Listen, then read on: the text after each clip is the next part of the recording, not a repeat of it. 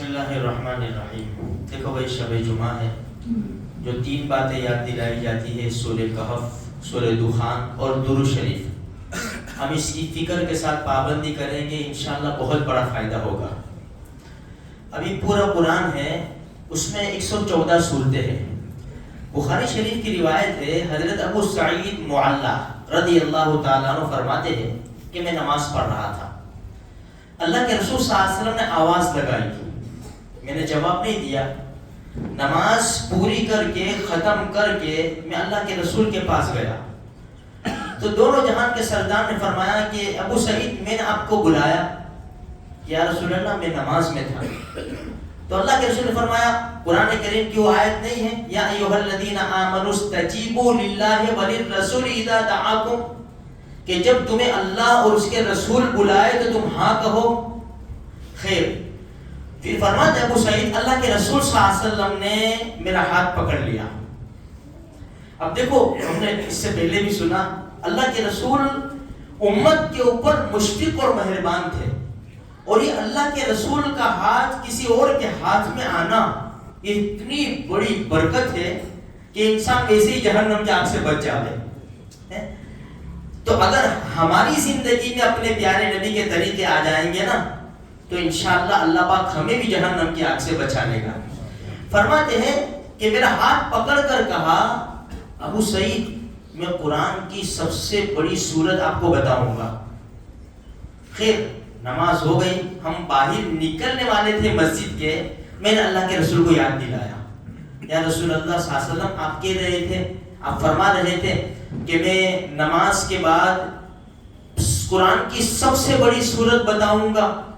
تو فرمایا سورہ فاتحہ، الحمدللہ رب العالمین. بڑی یعنی درجے کے اعتبار سے یہ سورہ فاتحہ شفا ہے، اور اللہ اور بندے کے درمیان یہ تقسیم ہے.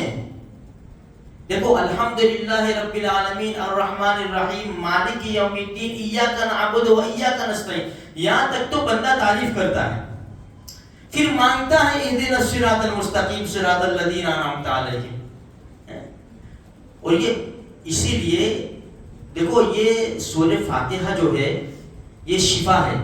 ابو سعید خدری رضی اللہ تعالیٰ عنہ نے ایک قوم کا لیڈر تھا، اس کو سانپ بچھو نے کاٹ لیا تھا، یہی سورہ فاتحہ کے ذریعے علاج کیا تھا.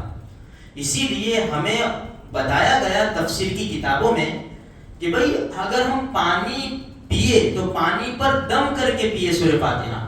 اور ایک عمل بڑا زبردست بتایا کہ بھئی 7 مرتبہ سورہ فاتحہ پڑھو. کس طرح؟ بسم اللہ الرحمن الرحیم الحمدللہ، بسم اللہ کی میم کو لام کے ساتھ ملا دو، بسم اللہ الرحمن الرحیم الحمدللہ. اسی طرح 7 مرتبہ سورہ فاتحہ پڑھو، اور پانی پر اس طرح دم کرو کہ ٹھوکے چیٹے، ہلکے چیٹے اس طرح پانی کے اندر جاوے اور وہ پانی پیو. اچھا، اب ایک بات، اب سورہ فاتحہ ہے کیا؟ تفسیر کی کتابوں میں لکھا ہے کہ شیطان 4 مرتبہ افسوس کا اظہار کرتے ہوئے بہت رویا. 4 مرتبہ. ایک تو اس کے اوپر لعنت ہوئی، نمبر 2 جب اس کو جنت سے نکالا، نمبر 3 نبی کریم صلی اللہ علیہ وسلم نے نبوت کا اعلان کیا، اور نمبر 4 جب سورہ فاتحہ نازل ہوئی. اب بتاؤ شیطان جس کے اوپر رویا ہو وہ سورت کتنی زبردست ہوگی، وہ ہمارے پاس ہے. اسی لیے سورہ فاتحہ سے دوستی کر لو.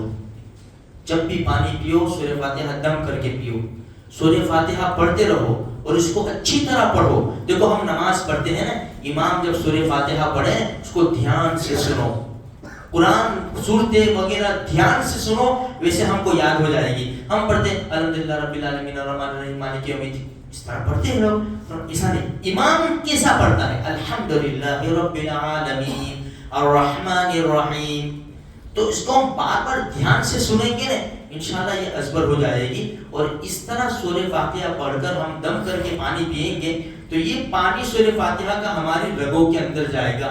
انشاءاللہ جو بیماری ہے وہ نکل جائے گی، اور اللہ پاک آئندہ بیماریوں سے حفاظت کرے گا. اللہ مجھے آپ کو سارے مسلمانوں کو عمل کی توفیق نصیب